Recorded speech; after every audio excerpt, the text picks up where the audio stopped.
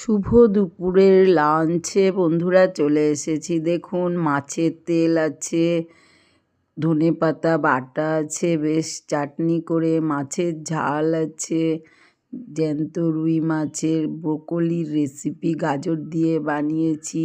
এছাড়া যে মেথি শাক আছে ভেজে নেওয়া, গরম গরম ভাতের সঙ্গে পেঁয়াজকালি আলু ভাজা আছে, সব অল্প করে রেখে দিয়েছি। চলুন থালিতে যদি এরকম একটু প্রথমে এখন শীতকালে মাছের তেল হয়, তার সঙ্গে ধনে পাতাটা একটুখানি যদি বেটে নেওয়া যায় ড্রাই করে, তাহলে কিন্তু মন্দ হয় না।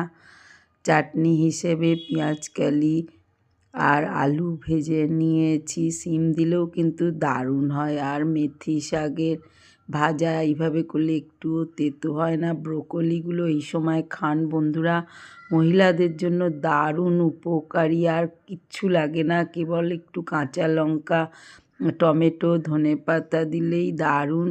আর সঙ্গে ইচ্ছা হলে দু এক টুকরো আলু যোগ করে দিতেই পারেন। মাছের ঝোলটা নিয়ে নিয়েছি একদম হালকা করে বানানো, আর নিয়েছি মেথি শাকটা শেষে যোগ করলাম। বন্ধুরা এটা আমার খুবই প্রিয়, আর তেতো হয় না, সেই জন্য অনেকটা করেই খেতে ইচ্ছা। আর টক দই মাঝে মাঝে নিই, বেশি ঠান্ডা হলে বড্ড ঠান্ডা লেগে যায়, সেই জন্য মাঝে মাঝে টক দইটা অবধি কাঁচা লঙ্কা দিয়ে ব্যাস বসে পড়লাম।